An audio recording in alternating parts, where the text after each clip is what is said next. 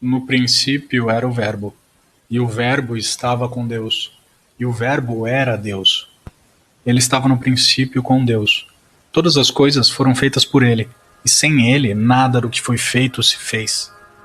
No princípio existia Brahman, em estado não manifesto, e por vontade própria ele se fez manifestar, através de um Verbo.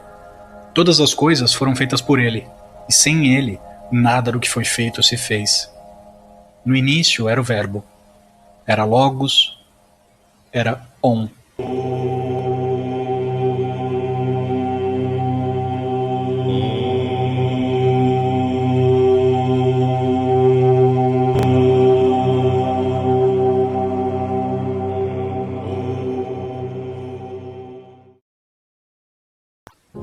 A partir de um ponto inicial, chamado Bindo, houve uma grande explosão que liberou uma quantidade enorme de energia radioativa e vibratória, surgindo então o espaço e o tempo. Conhecemos essa explosão pelo nome de Big Bang. O Bindo é considerado o núcleo, ou o domicílio da matéria, o ponto do qual toda a criação torna-se manifesta. A dinâmica da energia radioativa assume a forma de uma suástica, como pode ser visto desde o micro até o macrocosmo. O que está em cima é como o que está embaixo, e o que está embaixo é como o que está em cima. O ritmo de expansão do universo, segundo os textos indianos, demarca uma duração de 4,32 bilhões de anos. O ciclo de expansão e retração é contínuo, fugindo do conceito de início ou final. Ou seja, o universo surge de Brahman e retorna a ele num ciclo sem fim de criação e dissolução. Todo o universo é denominado em sânscrito como Brahmanda, o que significa ovo de Brahman. Essa denominação encaixa perfeitamente na atual representação do nosso universo observável. Tudo o que existe nesse universo, desde as galáxias, as estrelas, os seres vivos e até mesmo a menor das partículas, é formado por hidrogênio e hélio, que foi criado nos primeiros 100 segundos após a grande explosão. Todas as formas de matéria são aspectos diferentes desses elementos. Quando falamos microcosmo, nos referimos geralmente ao ser humano. Tudo que o microcosmo possui, o macrocosmo também possui, pois os dois são provenientes da mesma origem e compartilham a mesma essência. O universo não é algo externo a você. Você é ele se manifestando e experimentando a sua própria criação.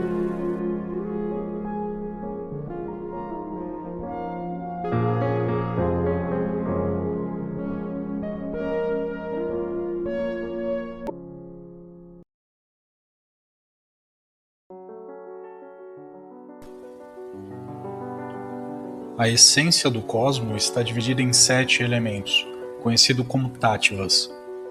Aditatva, que é a supraconsciência de Brahman, Anupapadaka Tattva, que é a força motriz, Akasha Tattva, o princípio do éter, Vayu Tattva, o princípio do ar, Tejas Tattva, o princípio do fogo, Apas Tattva, princípio da água, e Prithvi Tattva, que é o princípio da terra.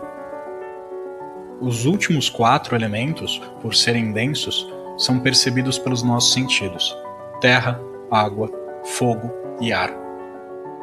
O éter é um agente físico presente em todo o espaço e serve de meio de transmissão de luz, ondas radioativas e vibratórias. O akasha é a abertura de comunicação para que a consciência possa se manifestar. O éter é um aspecto dele. É o meio de abertura da comunicação entre o homem e Deus, sendo uma essência sutil e também reservatório da energia primordial que está espalhada em toda a existência. Quando chega o momento da dissolução do universo, todos os elementos retornam à sua origem, em ordem inversa. Nós também compreendemos que a consciência de Brahman, Aditatva, está presente em tudo, desde um átomo até a totalidade do universo. O universo é uma grande mente, e você e tudo que existe nele fazem parte dessa mente de Brahman.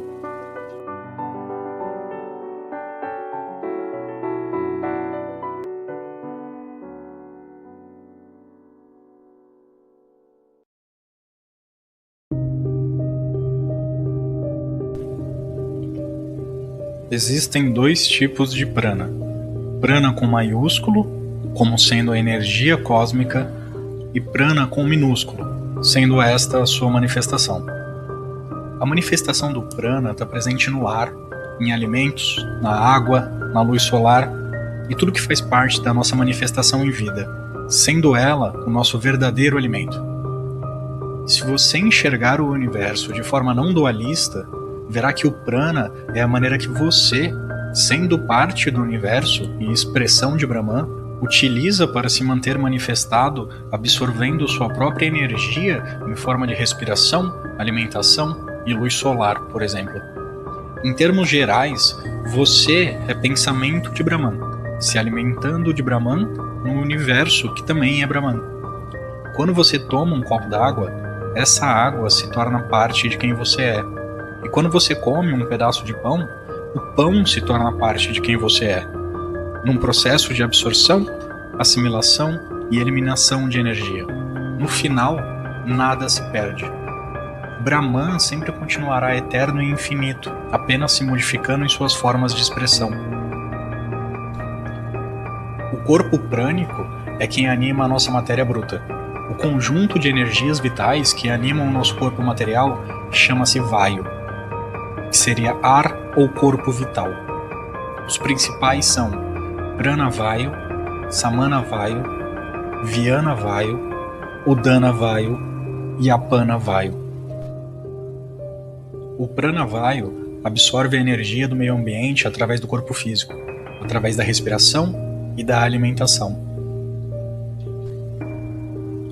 O Udana Vayu é a energia que move para cima, atuando próximo da garganta. Ela se separa em duas correntes, uma em direção ao Vishuddha Chakra e outra em direção ao cérebro, revigorando o Sahasrara Chakra.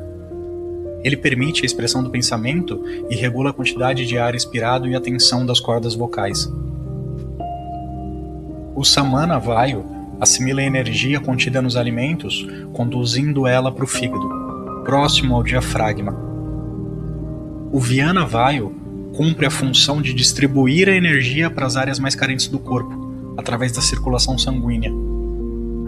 E no final a gente tem o Apana Vayu. Esse tem a função de eliminar a energia absorvida.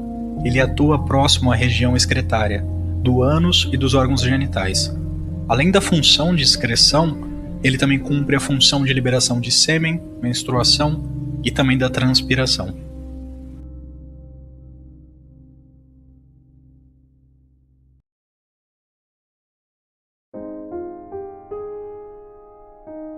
Quando a consciência se manifesta no plano material, através da abertura de comunicação do Akasha Tattva, ela toma forma em 5 camadas, conhecidas como koshas.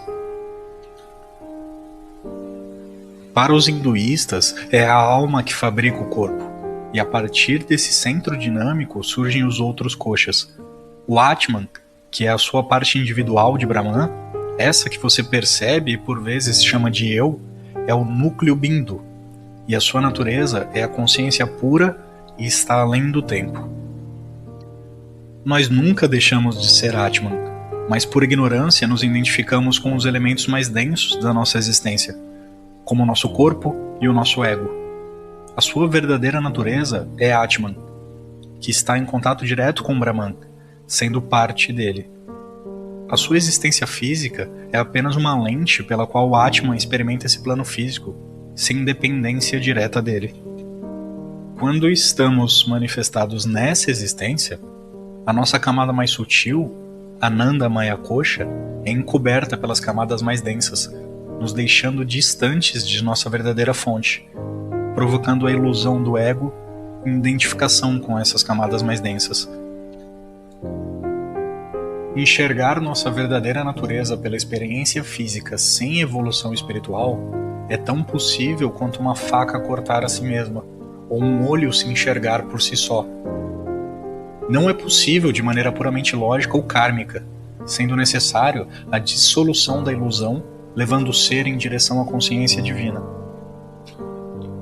Os 5 koshas que constituem a totalidade humana são Annamaya Kosha, que é o corpo feito de alimento, Esse kosha é a nossa forma física. Como seu próprio nome diz, ele é o corpo feito de alimento, ou seja, é o corpo feito dos elementos da terra, que a gente usa emprestado para se expressar nesse plano físico. Pranamaya Kosha é o corpo feito de energia. Esse é o veículo de energia. Constitui o ser vital e é uma réplica energética do corpo físico, ao qual dá vida e sustento. Você já pode ter conhecido esse corpo em outras escolas pelo nome de alma ou perispírito. O Pranamaya Kosha é o que permite a expressão e a vida do nosso corpo físico, e nele são expressados vaios. Manomaya Kosha, corpo feito de pensamento. É conhecido como corpo mental e a sua natureza é mais sutil que a do Pranamaya Kosha. Esse corpo trabalha com os dados armazenados que provêm dos órgãos dos sentidos, sendo sede dos desejos, das emoções e da mente racional. Nele também estão os conteúdos da nossa memória, sonhos e imagens mentais. Esse corpo de pensamento segue suas próprias normas, é mente de estímulo e resposta, regulando funções básicas como fome, sede e estímulos sexuais. Regula também as funções corporais, como batimento cardíaco e ritmo respiratório. Ele também se encarrega de transmitir as experiências e percepções do mundo exterior ao nosso corpo psíquico, Vijnanamaya Kosha, e de comunicar as influências dos koshas superiores aos inferiores. O corpo mental se alimenta das experiências do indivíduo. Vijnanamaya Kosha, corpo feito de intuição. É a fonte da supraconsciência. Ela nos dá a possibilidade de ir além do estímulo-resposta e utilizar o nosso corpo mais próximo da nossa verdadeira natureza em Atman. Enquanto os koshas anteriores se identificam com o nosso corpo físico, os impulsos, as emoções e os pensamentos, em Vijnanamaya Kosha se experimenta a autoconsciência, ou consciência do eu. Eu sou consciência de que sou consciente. Anandamaya Kosha, veículo de bem-aventurança. É o aspecto espiritual do ser, e no seu centro reside o nosso verdadeiro ser, o Atman. Em Anandamaya Kosha, ultrapassamos o conhecimento intuitivo e experimentamos a dimensão transcendental do ser humano, onde não existe tempo, espaço nem individualidade. No momento da descida da nossa consciência a esse plano físico de existência, nosso corpo de bem-aventurança é recoberto progressivamente pelas camadas mais densas, fazendo ele perder gradativamente seus atributos, até que no plano físico chega-se no máximo de restrição.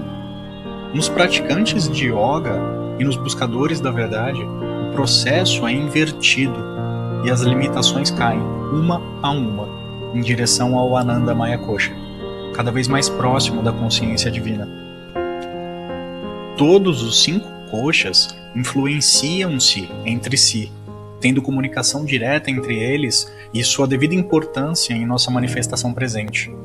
A prática de boa yoga, alimentação correta e descanso contribuem para a manutenção e restabelecimento dessas camadas corporais. Após a morte do nosso corpo físico, a seguinte sequência toma ordem. Annamaya Kosha, que é o nosso corpo físico, volta para o planeta. Pranamaya Kosha, que é o nosso corpo energético, dissolve-se em até 5 dias. E Ananda, Vijnana e Manomaya Koshas permanecem após a morte e são conectados em uma nova encarnação.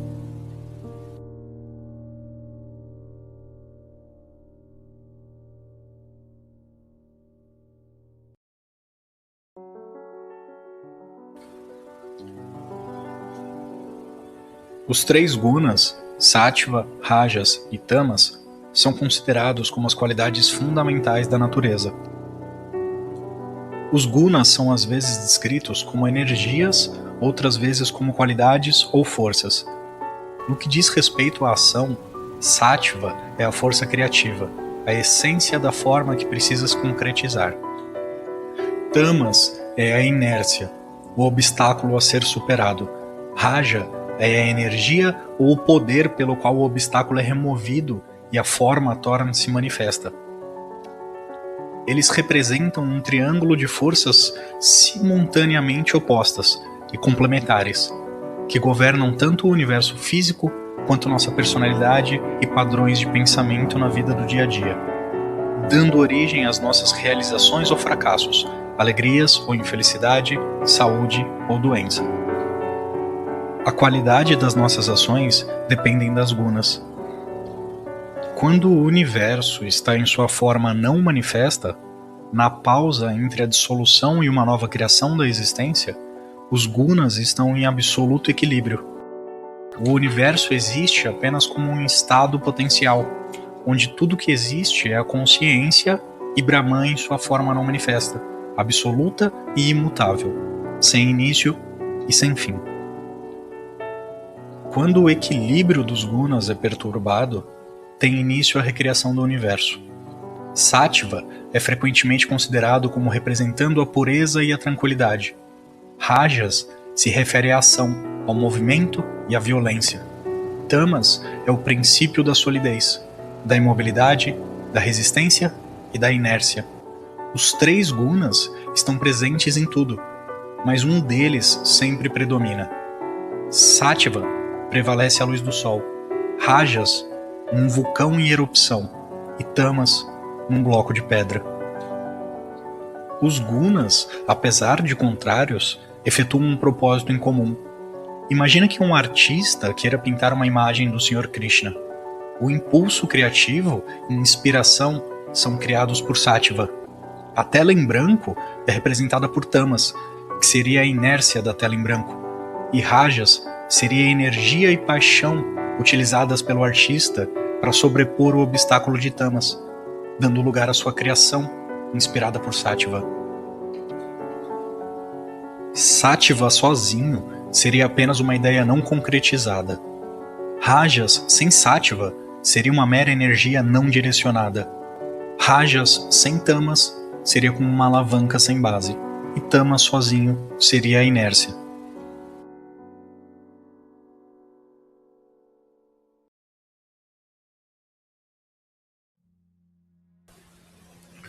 Os chakras servem como receptores de toda vibração de energia e informações que ultrapassam a esfera física. São aberturas que nos ligam com o mundo ilimitado das energias sutis, captando e distribuindo as vibrações cósmicas entre os koshas. Esses centros de energia contêm todo um registro kármico nos níveis consciente, subconsciente e inconsciente. O yoga visa acelerar o processo natural de energização, equilibrando e aprofundando a energização dos chakras. Quanto maior for a espiritualidade, mais aberto e ativo estarão os chakras, possibilitando a subida da energia Kundalini em direção ao chakra no topo da cabeça. Quando um chakra vibra diferente da sua frequência natural, fica desbalanceado, não conseguindo processar as energias cósmicas corretamente, criando um desequilíbrio entre os koshas. Vamos conhecer um pouco cada um dos 7 principais chakras, começando na base da coluna em direção ao topo da cabeça. O primeiro é o Muladhara. O Muladhara está localizado na base da coluna. O seu elemento é terra. O seu símbolo é um lótus de 4 pétalas. Sua cor é vermelho ou laranja-fogo. O seu bija mantra é LAN. Individualismo, egoísmo e materialismo fazem parte desse chakra. O segundo é o Svadhisthana. O Svadhisthana está localizado na região dos órgãos reprodutores. O seu elemento é água. O seu símbolo é uma lótus de 6 pétalas. Sua cor é rosa. O seu bija mantra é VAN. Está relacionado com a energia sexual, emoções e profundezas do subconsciente. O terceiro é o Manipura. O Manipura está localizado na região do abdômen. O seu elemento é o fogo. O seu símbolo é uma lótus de 10 pétalas. Sua cor é o verde ou o amarelo. O bija mantra é Ram. O Manipura está associado ao relacionamento com o próprio ser, como digerimos e assimilamos nossas experiências. Quando desenvolvido, abre caminho para os chakras superiores. Já quando desequilibrado, adiciona poderes aos chakras inferiores e condições mundanas. O quarto é o Anahata. O Anahata está localizado próximo ao coração. Seu elemento é ar. O seu símbolo é uma lótus de 12 pétalas. Sua cor é dourado. O seu bija mantra é Yan. Fraternidade, amor, compreensão, solidariedade e perdão são suas qualidades. O quinto é Vishuddha. Vishuddha está localizado próximo da garganta. O seu elemento é o éter. Seu símbolo é uma lótus de 16 pétalas. Sua cor é azul prateado.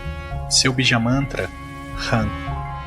Vishuddha é a ponte entre o coração e a mente. Nesse chakra, a fé é firmada e a busca pelo conhecimento entra em primeiro plano. Quando equilibrado, a comunicação com os planos superiores acontece em harmonia. O sexto é o Ajna. O Ajna está localizado entre as sobrancelhas, na região do terceiro olho. Seu elemento principal é o princípio espiritual. Seu símbolo é uma lótus de 96 pétalas. Sua cor é o azul púrpura. O seu bija mantra é o Om. Os olhos de Shiva representam o tempo passado, presente e futuro. As barreiras do tempo são derrubadas e os limites densos são ultrapassados, abrindo a comunicação com o divino, e o conhecimento é ampliado sem limites. O sétimo e último chakra é o Sahasrara. O Sahasrara está localizado no topo da cabeça. O seu símbolo é uma lótus de 972 pétalas. Sua cor é o violeta. Seu bija mantra, Shan. Representa o próprio ser correspondente ao Brahman. O indivíduo participa do mundo como testemunha e desfruta do estado da bem-aventurança. Estabelece um perfeito equilíbrio com os 5 koshas. Nesse ponto, não existe mais desejo, emoções ou sentimentos. Quando a energia Kundalini atinge o Sahasrara, este se converte em dono do seu destino.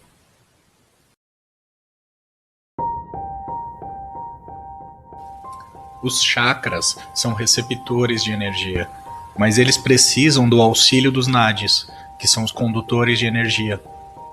Alguns textos indianos falam sobre 72 mil nadis, cada um se ramificando em outros 72 mil, que percorrem todo o ser. Os principais são Ida, Pingala e Sushumna nadis. As nadis Ida e Pingala são relacionadas aos 2 hemisférios do cérebro. Pingala é extrovertida, ativa, a energia solar. Corresponde ao lado direito do corpo e o lado esquerdo do cérebro. Ida é lunar e introvertida. Corresponde ao lado esquerdo do corpo e o lado direito do cérebro. Já o Sushumna é o canal central pelo qual percorre a Kundalini quando ativada e livre para subir. Segundo os tratados do Tantra, o Atman reside no coração físico e espiritual, de onde irradiam 101 nadis, e delas mais 101 nadis ainda mais sutis, cada um ramificando-se em 72 mil. Desses 101 nadis, somente a Chitrine introduz-se no Sushumna e sobe em direção à abertura do topo da cabeça, por cima do Sahasrara Chakra. A outra parte desce em direção ao órgão reprodutor para a descarga do sêmen. Existindo harmonia entre os pranavayus e os nadis, o corpo torna-se um paraíso. Do contrário, proliferam-se doenças. Os homens santos e yogis de espírito elevado, no momento da morte, partem de maneira consciente através do Brahmahanda, ao encontrarem a abertura do corpo espiritual acima do topo da cabeça, no Sahasrara Chakra. Quando o prana ascende pela Chitrine, atravessando todos os chakras em direção ao Sahasrara, leva consigo todo o resplendor da energia criativa que estava latente no sêmen. Assim, Chitrine se transforma em Brahmanadi. Por ele leva a energia criadora, Kundalini. Kundalini é a energia cósmica divina. Em estado latente, ela aparece simbolizada como uma serpente adormecida enroscada 3 vezes e meia, com a boca dirigida para baixo, mordendo a sua própria cauda. Ela reside na base da coluna, no chakra Muladhara. e nele se unem as 3 nadis.